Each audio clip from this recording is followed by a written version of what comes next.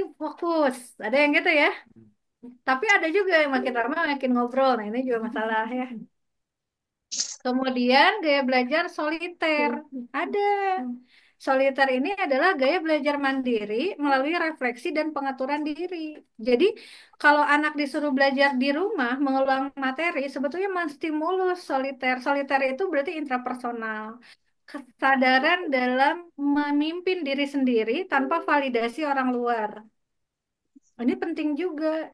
Jadi, kalau ayah bunda misalnya, nak, bunda punya video, tonton ya sendiri di kamar. Tonton tapi. Nah, itu sedang mengajarkan gaya belajar soliter, Aku belum baca maksud gitu banget. ya. Gitu. Membaca buku mute, gitu. Baca buku sejarah dan sebagainya. Ya, menulis diary juga sama. Logis matematika tadi udah ya. Nah, kalau teman-teman ngeh, ini tuh kan seperti apa ya, kecerdasan majemuk ya.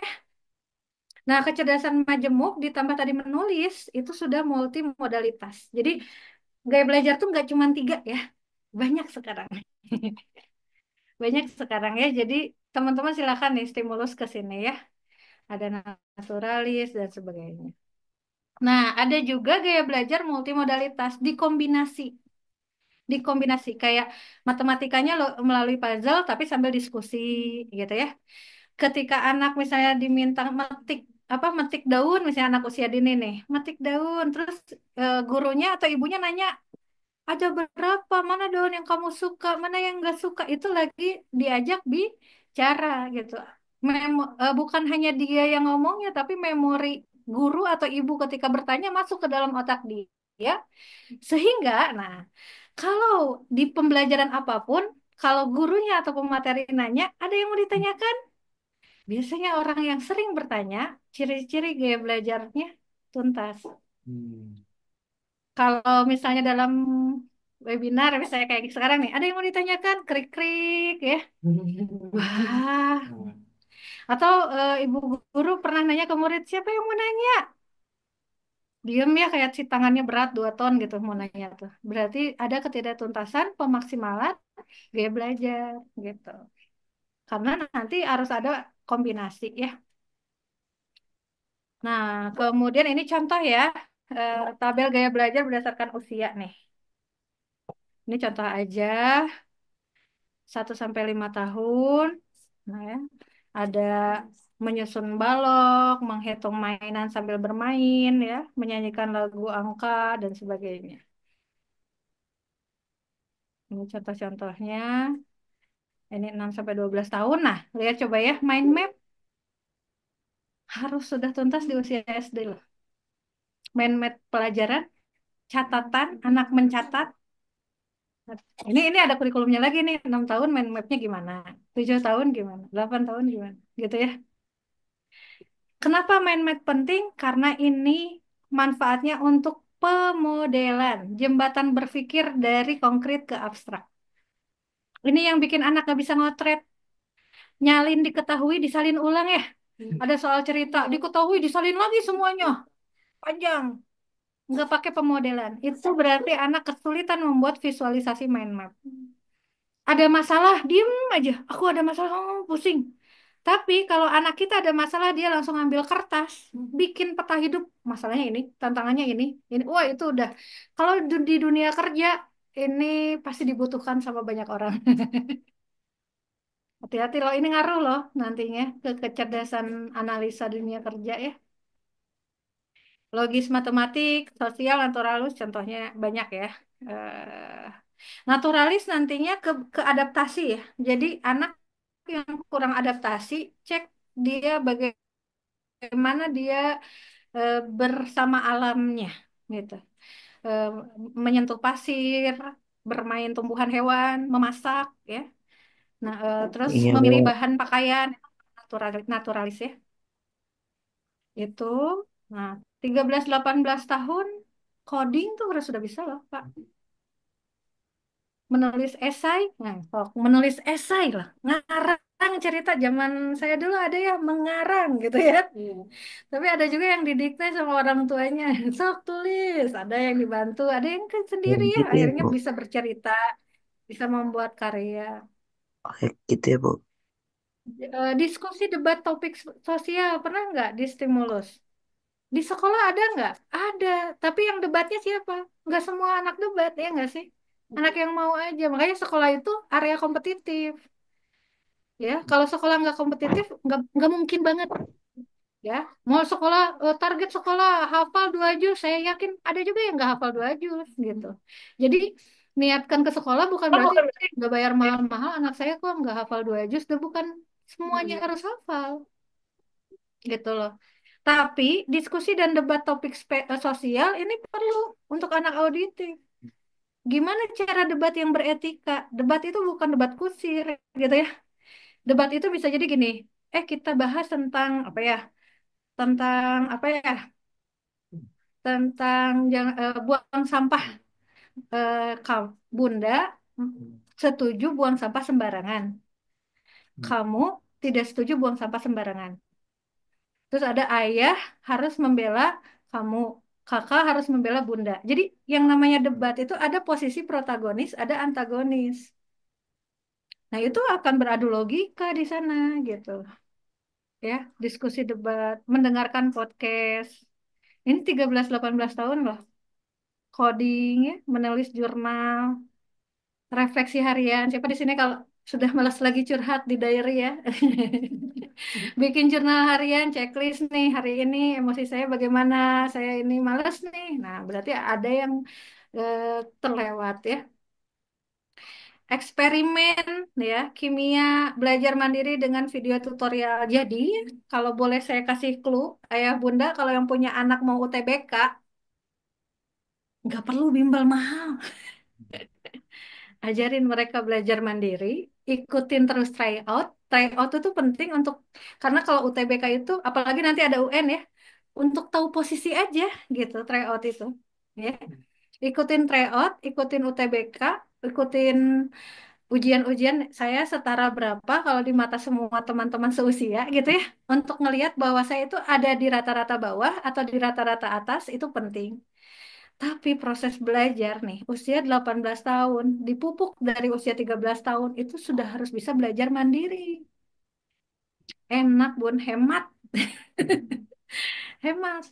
Butuh bimbel kalau apa? Kalau udah benar-benar gak ngerti pelajarannya. Udah nyari ke podcast gak ngerti, maka butuh orang untuk ditanya. Gak apa-apa, it's okay. Gitu. Nah, itu ya.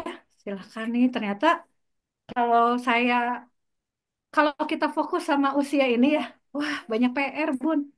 Bener. Tapi kalau kita fokus sama pencapaian teman, jangan nanti kalau anak bunda masuk ke SMA bukan favorit, bukan SMA unggulan, SMP unggulan, anaknya biasa-biasa aja ya. Nanti akan menurun jiwa kompetisinya, jiwa ininya kalau kita berdasarkan apa pencapaian orang lain. Tapi kalau berdasarkan ini, wah banyak ya yang harus dilakukan nih. Apalagi sekarang setahun nggak kerasa ya, Bunda ya. Sekarang 7 tahun, besok udah 8 tahun, udah 9 tahun. Coba ya, gitu. Nah, udah 19 tahun ke atas mah udah ke sini ya. Workshop, nah workshop praktek, simulasi bisnis, dan sebagainya. Itu 19 tahun. Bisnis bukan anak usia dini ya. Siapa yang kemarin itu jualan di Steka, siapa? Ara ya. Udah ngerti bisnis, bukan?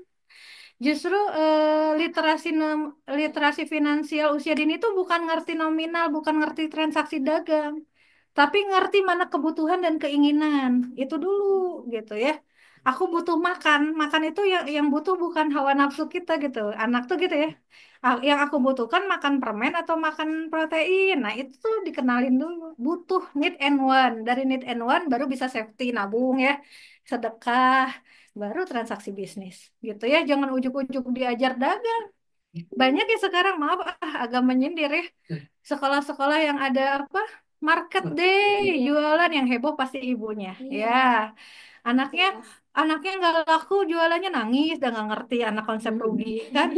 Nah, itu terlalu sulit gitu ya. Banyak hal-hal pencapaian yang secara realistis harusnya dikasih tahu dulu sesuai dengan usia gitu ya. Nah, ada lagi, ini mah banyak ya jenis-jenis tesnya. Nah, berita gembiranya nih Kak Jaki ya, di kita ada satu alat tes, dua, ya akademik dan non-akademik yang akan kita gulirkan minggu depan untuk anak usia 7 tahun sampai 17 tahun ya. Ya. Kalau anak usia dini kapan? Japri aja ke Kak Jaki, karena ini spesial ya.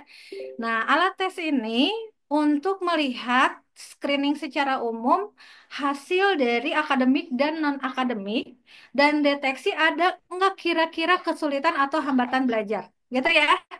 Jadi ini tuh gratis kalau milih satu alat tes aja. Kalau dua ada infak 25.000 ya. Tapi infak ini akan seiring dengan konsultasi hasilnya dan sebagainya. Kalau ini berita baik, boleh Ayah Bunda sebarkan ya, karena Indonesia rankingnya merosot terus dipisah nih. Mau gimana nih anak kita, gitu ya? Ayo kita bergandeng bersama-sama untuk pengecekan ini ya, Kak Jaki ya, sehingga memang kesulitan belajar tidak terjadi lagi di Indonesia. Anak-anak malah curiosity, kepo sama belajar. Aku pengen belajar, aku haus belajar gitu ya. Menganggap ujian hidup adalah belajar gitu ya. Ketika diuji sama Allah, aku sedang belajar ya Allah. Bedanya di sini nggak ada kisi-kisi. Di sekolah ada kisi-kisi gitu kan. Memaknai lebih hebat lagi gitu ya. Itu aja mungkin kafe. Nah, untuk agar lebih ininya kita lebih baik banyak diskusi ya. Mungkin ada ayah bunda yang ingin share pengalaman juga silakan. Untuk sesi selanjutnya saya serahkan pada kafe. Silakan kafe.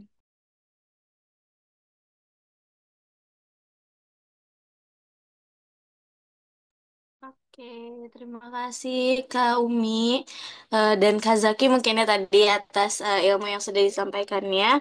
Mungkin boleh nih dari ayah bunda atau kakak-kakak semua yang ada yang ingin ditanyakan atau ada yang ingin didiskusikan, mungkin ada pengalaman yang sudah ayah bunda lakukan, boleh kita diskusikan sekarang gitu ya, mumpung ada kesempatannya.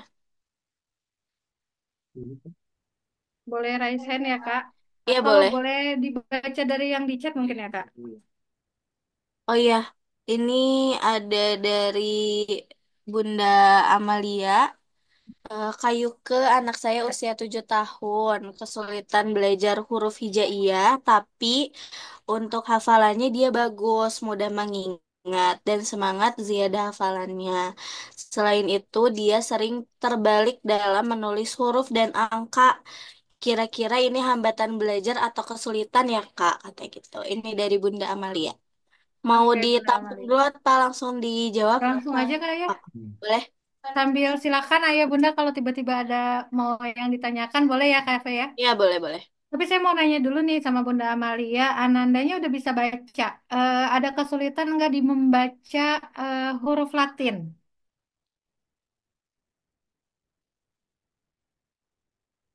Atau sudah lancar belum membaca huruf Latin? Gitu ya pertanyaannya.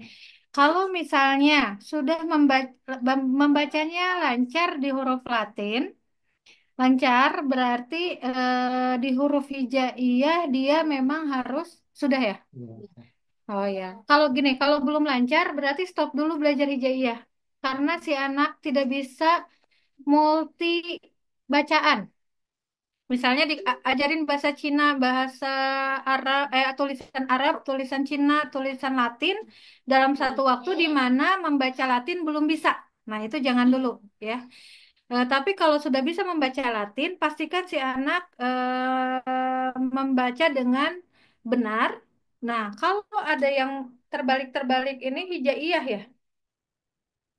Oh, huruf dan angka terbalik, indikatornya sampai usia kelas 3 SD, Bunda. Kalau di kelas 3 SD masih terbalik-terbalik, berarti ada indikator kesulitan belajar di ini, bisa ya harus dideteksi lebih lanjut ya.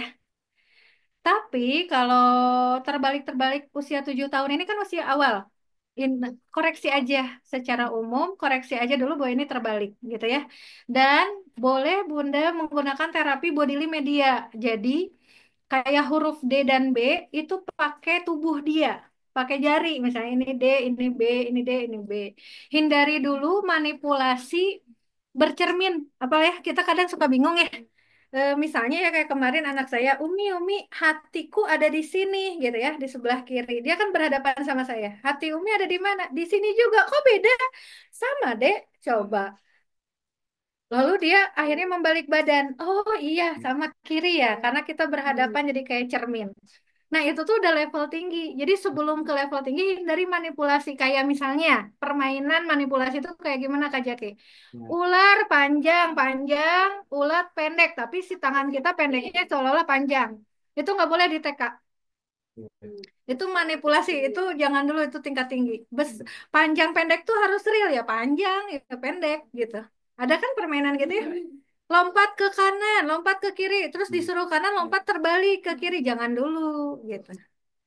Sama seperti anak-anak yang belum bicara, jangan dulu dikasih gadget sebelum bisa bicara dulu gitu. Kalau udah bisa bicara baru boleh nonton gitu ya, kayak gitu. Nah, hambatan belajar atau kesulitan. Nah, kalau itu ibu pengen tahu hambatannya, cek dulu pada saat dia belajar dia kepanasan atau enggak. Pada saat dia belajar dia suka enggak sama gurunya. Pada saat dia belajar berisik tidak gitu ya. Kalau ternyata ada hambatan-hambatan dari lingkungan, hindari dulu lingkungan-lingkungan yang mengganggu. Tapi kalau sudah tidak ada hambatan, masih aja kesulitan, sudah dikoreksi dan sebagainya, biasanya sampai usia 8 tahun. Kalau 8 tahun masih itu berarti ada kemungkinan kesulitan belajar. Itu juga harus dicek. Tapi untuk aware lebih bagus ya. Lebih bagus gitu, Kafe. Enggak, Oke, Kafe. ada nih, wah banyak banget nih Kak Umi yang Ya, mau nggak bertanya. apa-apa, bagus. Mungkin dari yang awal dulu ya, ini ada dari Bunda Afri. Apakah milestone, oh ini mah yang tadi ya Ya, udah. materinya ya. Oh ya, ini dari Kasri, apakah pembelajaran di usia TK boleh mengajarkan calistung?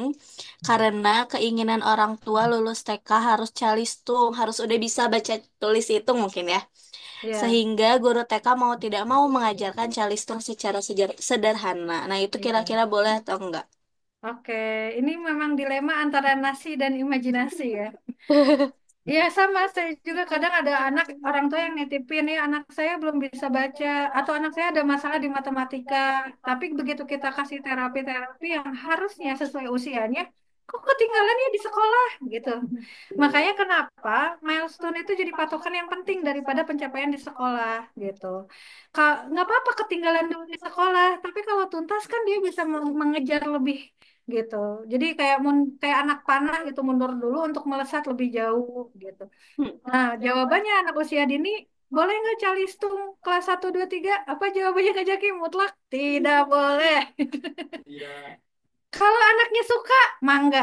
Tapi harus benar-benar karena anaknya suka ya. Kayak si Ken Kalus tuh, kan Ken Kulus. Dia emang suka, nggak apa-apa. Support aja kita mah apa yang dia sukai. Dia memang gifted ya, udah dikasih bakat seperti itu. Tapi kalau anak jangan. Kalau Bu Sri dipaksa sama orang tua, mangga ibu pilih yang lain gitu. Karena kita punya idealisme.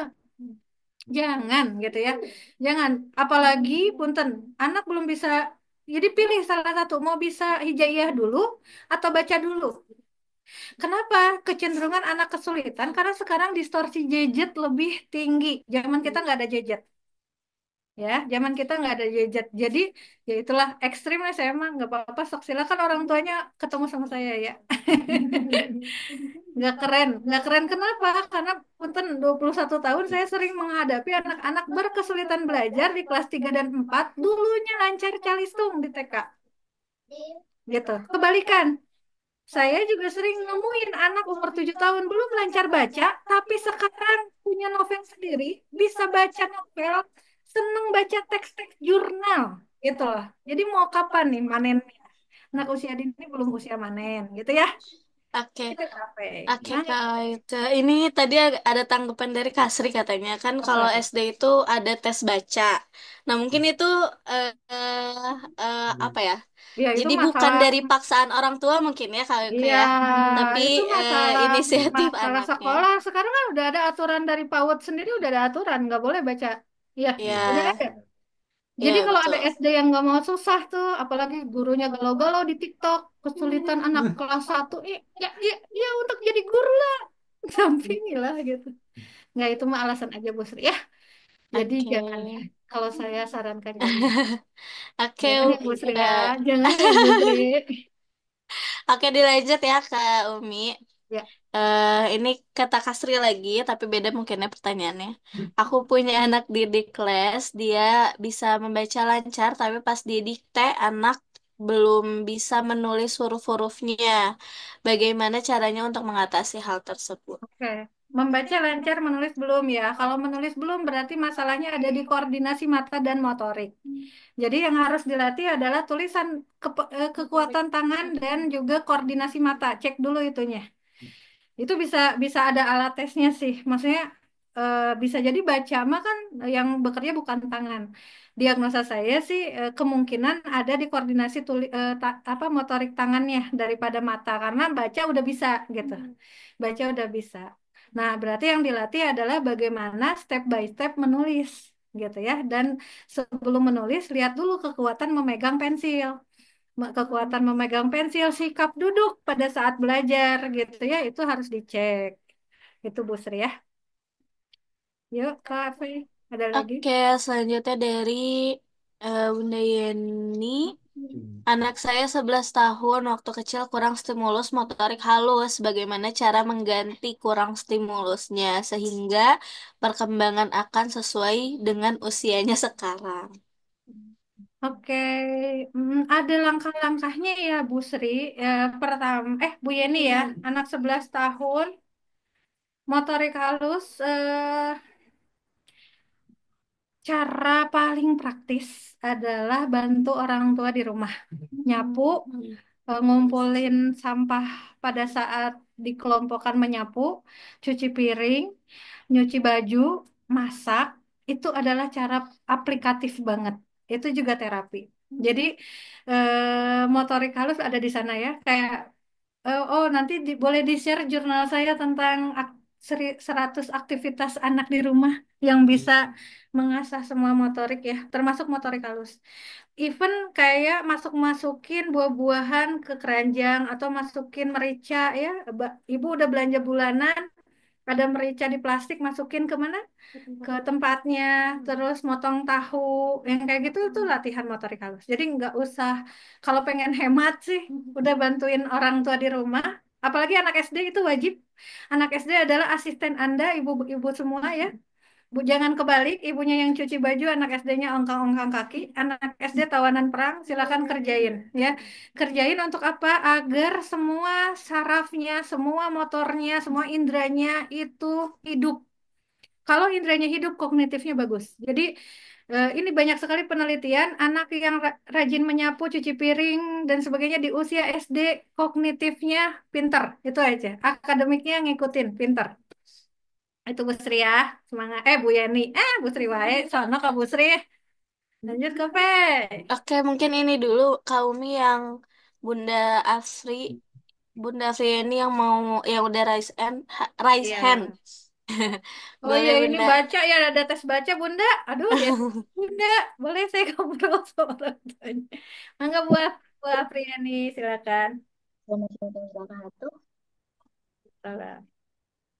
Yang saya jadi pertanyaan ya, saya tanya sebenarnya di dalam otak saya banyak sekali tapi bingung saya menyampaikannya. Yang pertama, eh, kendala anak kesulitan belajar karena pengaruh gadget itu saya merasakan sekali, berat sekali me- memaksa mereka untuk kembali ke belajar karena gadget itu di sini tuh sekarang kayaknya Betul. 1 jam belajar gadgetnya bisa jadi 4 jam. Ya itu penghancur sekali Bu Nah, Afriani. itu yang itu gimana caranya? Saya kan sebenarnya di rumah itu sudah saya terapkan eh, tidak gadget. Tapi saat di sekolah itu guru menyampaikan, memberikan informasi itu ke grup WA anak-anak. Padahal saya sudah pesanin sama guru, Bu, tolong kalau anak saya jika ada informasi A ke grup sekolah, ke grup anak-anak, tolong di-share ke saya. Tapi kadang-kadang saya lihat tidak di-share gitu loh.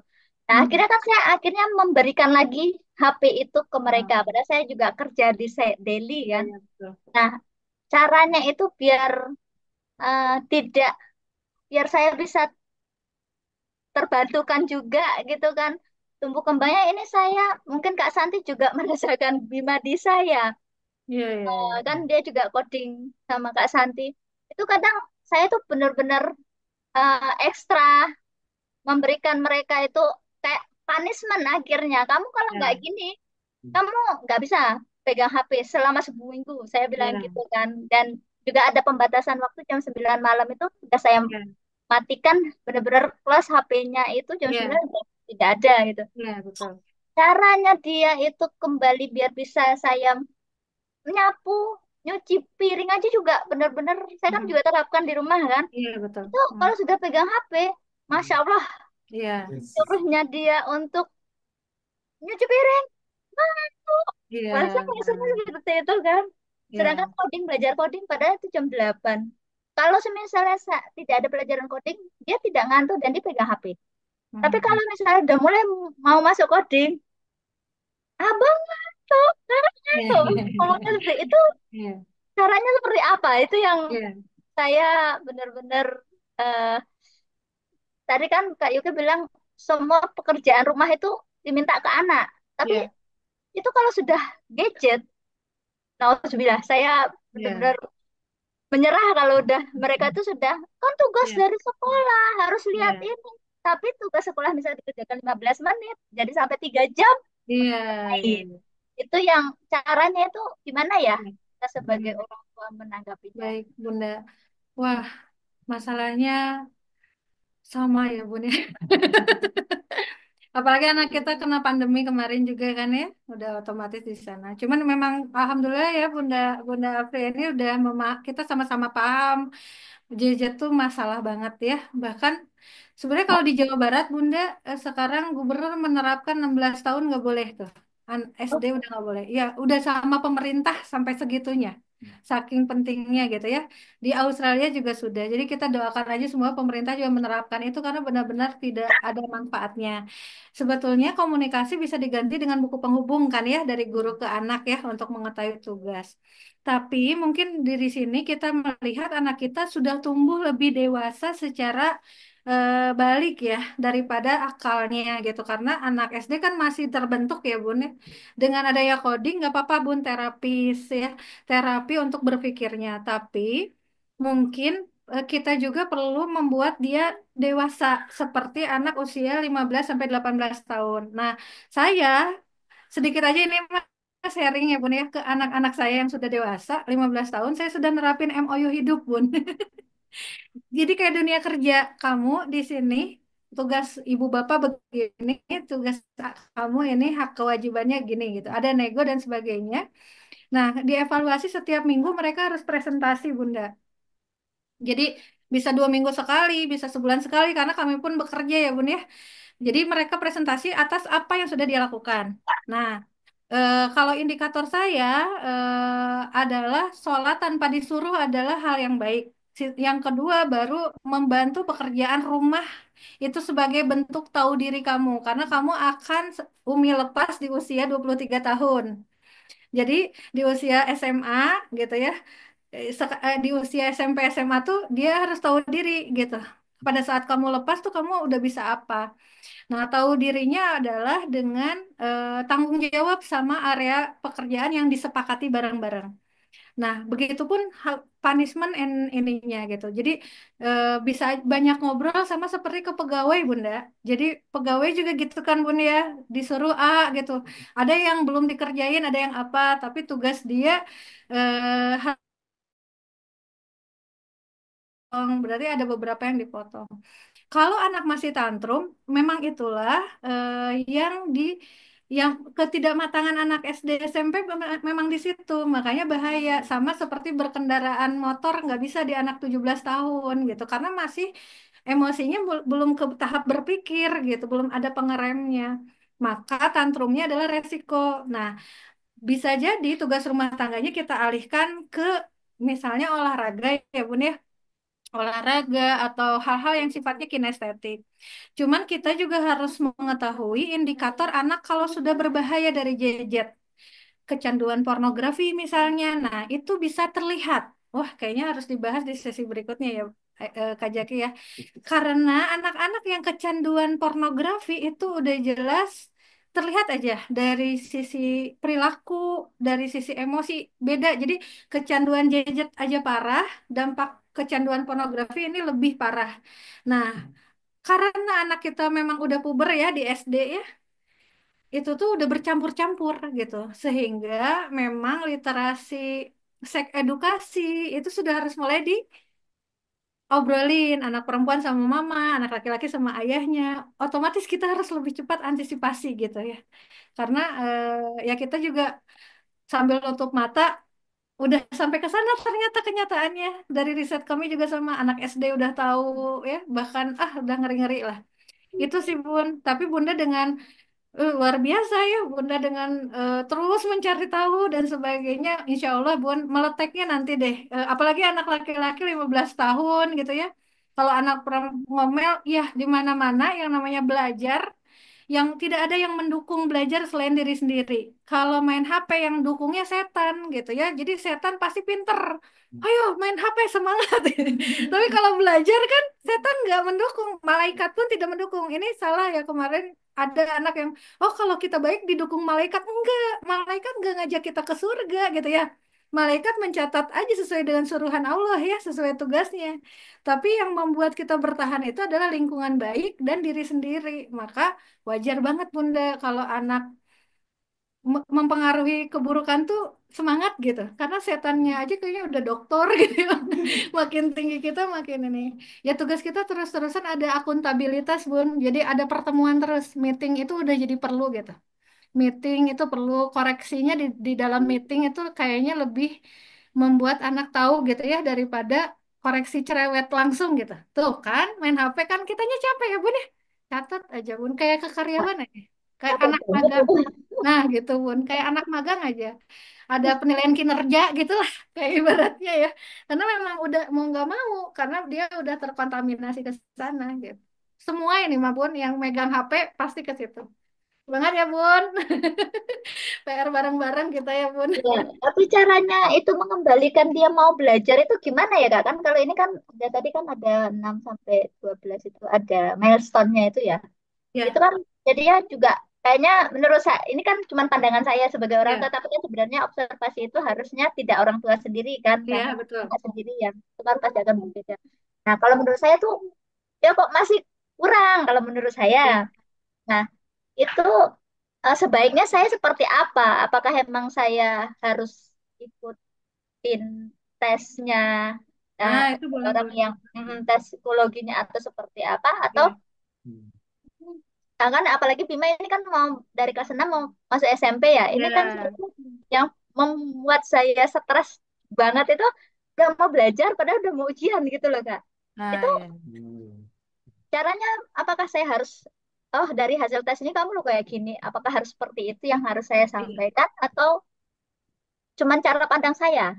Oke, mungkin kalau boleh saran ya Bun ya, boleh Ah, Ibu Bunda ambil asesmen dari luar, maksudnya cara pandang luar dulu. Nah, kemudian proses diskusinya itu Bun, antara Bunda sama Bimanya, sama misalnya kalau Bunda Bima dan keluarga bisa ya diskusikan lewat itu. Kalau tidak misalnya diskusikan lewat ada pihak ketiga yang bantu mengkomunikasikan itu gitu. Karena sudah harus mulai tahu bahwa dia itu udah di tahap ini gitu. Jadi belajar tuh harus ditumbuhkan kembali. Jadi memang harus ada luangan waktu agar kembali sadar anak-anak kita akan pentingnya belajar gitu, Bun. Kembali sadar tanpa paksaan. Nah, itu kebutuhan itu. Tapi memang kalau saya cek biasanya kalau di anak laki-laki itu ya 13 SMP ke sana mulai matangnya gitu. Kalau anak perempuan eh ya sembari aja gitu di SD tuh udah harus disiplin. Pokoknya ada lu jual gue beli misalnya kamu senangnya apa, Bunda senangnya apa, lakukan apa yang kita sama-sama win-win solution gitu. Lebih ke sana. Gitu ya Bun ya. Jadi alat tes buat saya penting gitu. Saya pun melakukan itu Bahkan beda-beda, seminggu sekali saya cek emosi saya gitu kan ya. 6 bulan sekali saya cek perkembangan saya dulu gitu, baru anak-anak kita ukur, oh kurangnya di sini, psikotesnya gini, ini gini gitu-gitu. Semangat ya Bun, mudah-mudahan nggak puas. Nanti kita bisa diskusi lagi. Iya, enggak tapi Oke, ini masih ada nih Kak Umi dari hmm, sebentar dari Kak Siska ya. ya. Eh, Kakak Umi kalau untuk anak kelas 2 SD cara ngajarin main map main mappingnya itu kayak gimana? Apakah belajar main mapping dari buku cerita udah boleh? Cara ngajarinnya dengan dikte Kak, belajar dikte. Jadi mendengarkan cerita, kemudian dia membuat kembali, mind mapping anak SD itu gambar sebenarnya kayak komik. Dia gambar kembali versi dia, kemudian dia buat catatan yang memang sesederhana mungkin tapi dimengerti oleh dia. Nah, request lagi nih Kak Jaki, teknik menulis mind mapping per kelas ya. Gitu ya, jadi ada tahap-tahapannya. Makanya kenapa anak TK kelas 1 2 tuh harus udah bisa gambar secara imajinatif ya, bukan meniru gambar. Kalau anak TK bukan meniru gambar, tapi gambar secara imajinatif, baru meniru itu di usia SD. Di usia SD. Jadi dengerin cerita, lihat video, baru dia gambar gitu. Dari gambar itu masuk nanti ke gambar-gambar abstrak gitu ya. Baru nanti ke mind mapping. Cocoknya mind mapping abstrak yang teori mind mapping murni itu cocoknya di kelas 5 mulainya gitu. Ini kafe. Oke, mungkin itu akan menjadi pertanyaan terakhir ya untuk diskusi kita di sore hari ini. Untuk Ya, selebihnya mungkin nanti bisa di pertemuan berikutnya atau nanti bisa ada jadwalkan untuk diskusi konsultasi secara private ya Kak Umi ya. iya betul Kak. Oke deh, mungkin ada sepatah atau dua patah kalimat dari Kak Umi atau Kak Zaki yang mau disampaikan. Boleh. Eh, Kalau dari saya, setiap anak tuh punya kecepatan belajar berbeda ya. Jadi tugas kita itu nemuin kunci tombol kecepatannya gitu ya. Dengan cara mulai observasi, dokumentasikan perkembangan, dan ajak kolaborasi anak kita sesuai dengan milestone usianya. Itu dari saya. Mangga, Kak. Oke, kalau dari Kak Zaki,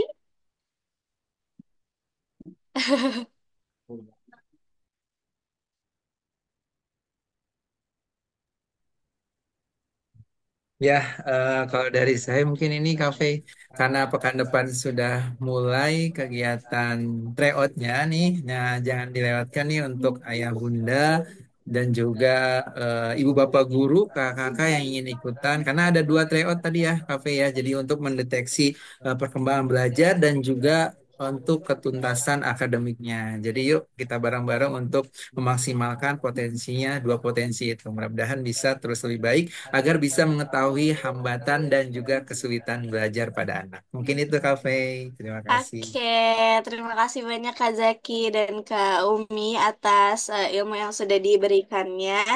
Kak Fei juga mengucapkan terima kasih kepada ibu bapak guru, ayah bunda, dan kakak-kakak juga sahabat-sahabat semua yang sudah hadir di Mindful Mentoring hari ini.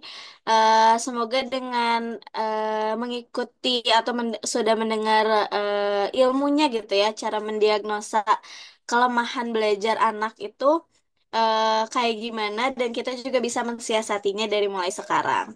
Dan juga tadi sedikit dari Kazaki sudah disampaikan terkait tryout itu ada 2 hari ya di bulan Mei. Nah itu juga bisa dimaksimalkan di situ untuk melihat ke apa mendeteksi kelemahan anak kita ada di mana atau kita mensiasatinya harus bagaimana itu bisa dilihat dari situ. Selain itu juga ada melihat sudah sampai mana nih anak kita paham materi akademiknya. Oke, sampai sini mungkin kafe cukupkan untuk kegiatan Mindful Mentoring hari ini. Terima kasih banyak sekali lagi untuk Kak Umi, Kak Zaki atas ilmunya, untuk Ayah Bunda dan sahabat-sahabat semua juga yang sudah hadir. Eh, kita baca hamdalah bersama-sama. Alhamdulillahirrabbilalamin. Kak Fa izin pamit. Terima kasih banyak. Wassalamualaikum warahmatullahi wabarakatuh. Waalaikumsalam Terima warahmatullahi kasih wabarakatuh. Kak Makasih, Kak. Oke. Terima Terima kasih, kasih ayah bunda sama-sama. semua, kakak-kakak, ibu Terima kasih bapak. kamu, Mbak. Terima kasih Uni. Terima kasih Sama-sama, semuanya. Bunda. Assalamualaikum. Assalamualaikum. Waalaikumsalam.